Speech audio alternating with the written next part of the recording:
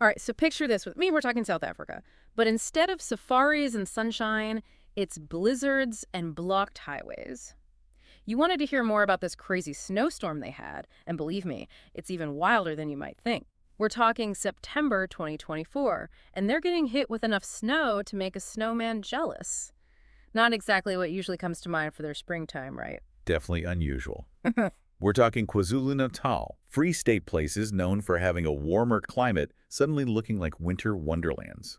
And it wasn't just a light dusting either. This was serious snowfall. Wow, so not just a regular snow day. What kind of impact are we talking about here? Well, think about it. You've got this sudden rush of snow in a place that really isn't ready for it.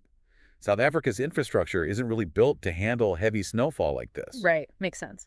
That means you've got blocked roads, especially important ones like the N3 highway connecting Johannesburg and Durban. The N3, that's a pretty vital route. Exactly. And it's not just the initial impact. When all that snow melts, they're going to be dealing with a whole other set of problems with potential flooding.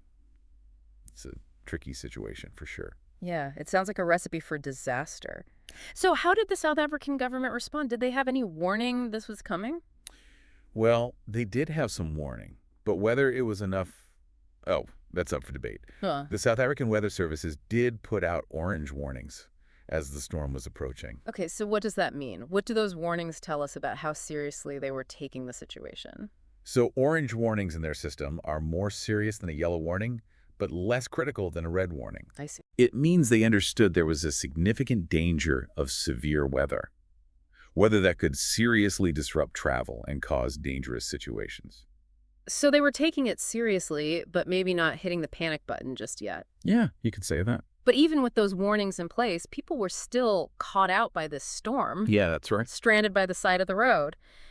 You've got to wonder if the authorities could have done more to get people ready for this. Absolutely. Yeah. And it raises the bigger issue here of being prepared for a disaster, especially when we seem to be getting more and more of these extreme weather events popping up in places you wouldn't expect. It's like a blizzard in South Africa. Exactly. Yeah. I mean, could more have been done here to get ready for something like this?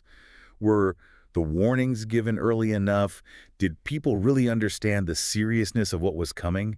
These are all important questions that need to be asked. Yeah, I bet those are the same questions running through the minds of the people stuck on the N3 highway, absolutely terrified and wondering when help was going to arrive. You're right to highlight the human impact here. There was one story that I read. I think his name was Mohammed Ghulam. He was stuck in his car overnight with his kids. Oh, gosh. They ran out of food. I can't imagine how scary that must have been for them. Absolutely. And his story is a good example of how this wasn't just about the inconvenience of being snowed in. There was a real human cost to this. Families, older people, anyone with medical conditions were suddenly incredibly vulnerable. It makes you think about those situations that you just hope you're never in. Right. But in the middle of all this chaos and fear, there were these amazing stories of people stepping up to help each other. It's like this awful snowstorm brought out this amazing warmth in people. It's remarkable, isn't it? We often see this in times of crisis. The hardship, the uncertainty, it creates this sense of community and compassion in people. And we saw that in South Africa. People were sharing what little food they had, helping each other to stay warm, just offering any comfort they could. And I think we should talk about some of these incredible people like Miriam Zangaza. Okay. This Miriam Zangaza, she was amazing. She was stuck on the N3 just like everyone else. Right. But instead of worrying about herself, what does she do? She starts cooking up these huge pots of food to share with anyone and everyone who needed it. That's incredible. Talk about a snow angel. Right. It really does tell you a lot about her, her generosity. She saw that people needed help and jumped right in to do what she could. It's like she turned this disaster into a way to connect with people. It really is amazing what a little bit of kindness can do in a situation like that. And it wasn't just her either. There was this software developer, Louis Barnard. He was actually supposed to be setting off on a hiking trip when he heard about everything that was happening on the N3. Oh, wow. And guess what? He cancels his trip, loads his car up with supplies, and drives straight into the blizzard to help. That's incredible. I know. And these weren't just one-offs either. We saw tons of comments from people saying how proud they were to be South African. Yeah, right. There was this real sense of national pride.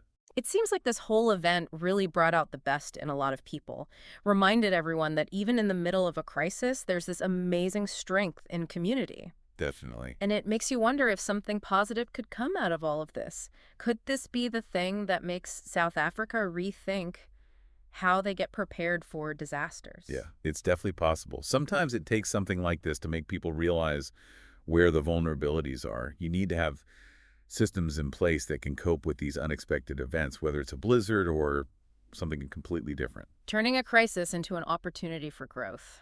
I like it. Well, it's certainly been a wild ride looking into this, hasn't it? From snowed-in highways to these amazing acts of human kindness, the world is an unpredictable place. It really is. And in this case, it also brought out some of the best in people. It really did. And it leaves us with a question. What can we all learn, not just from the storm itself, but also from the way people reacted to it? How can we be more prepared, more resilient, and most importantly, how can we keep hold of that compassion and that urge to help others, even when things are tough? That's something I think we should all be thinking about. Because you just never know when you might find yourself facing some kind of challenge, right? Exactly. And when that happens, it's good to know that even in the darkest moments, there's always that capacity for amazing human kindness.